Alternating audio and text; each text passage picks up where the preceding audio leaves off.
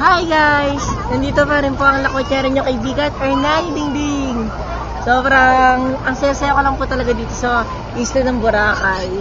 Mula umpisa, nung unang araw na pagpunta namin dito, noong Thursday ng umaga sa Isla ng Boracay hanggang ngayon po, Sabado. At ngayon po alas 12 ng tanghali, uuwi na po kami, babalik na po kami sa Maynila. Ay hindi, sa Batangas pala.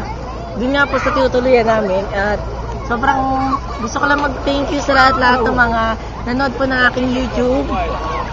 Sa lahat ng sumubaybay sa akin sa YouTube, sobrang maraming salamat po. Dahil sa inyo, ayun, patuloy po ako nag-video ng mga magagandang lugar dito po sa Pilipinas.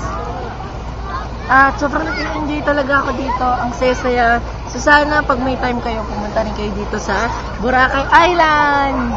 At yun nga po, ang Boracay Island po ay para sa lahat ng mga taong gustong mag-enjoy, marunong mag-appreciate ng kalikasan. So talagang para sa inyo tong lugar na to. Pumunta kayo dito, sobrang napakasaya.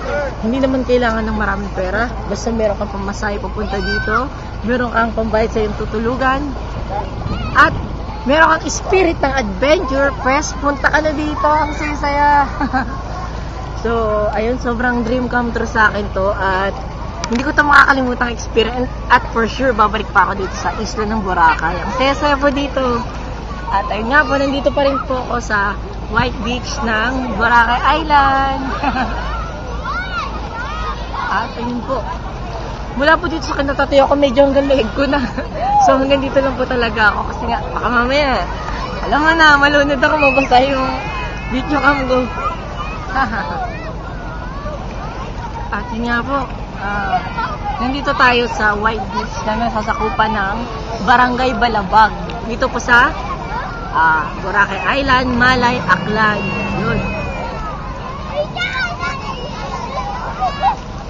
Don't wanna let's go.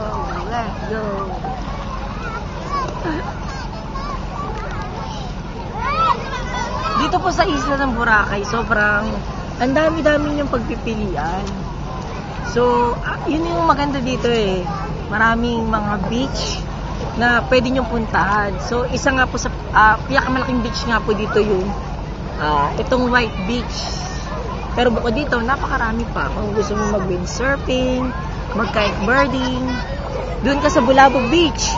Gusto mo ng medyo tahimik at kakaibang sand na maraming mga puka shed, doon ka sa Puka Beach. Gusto mo pumasok sa mga kuweba, doon ka sa Bat Cave.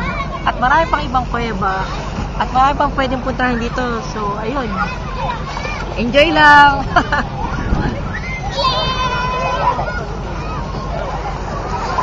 YouTube!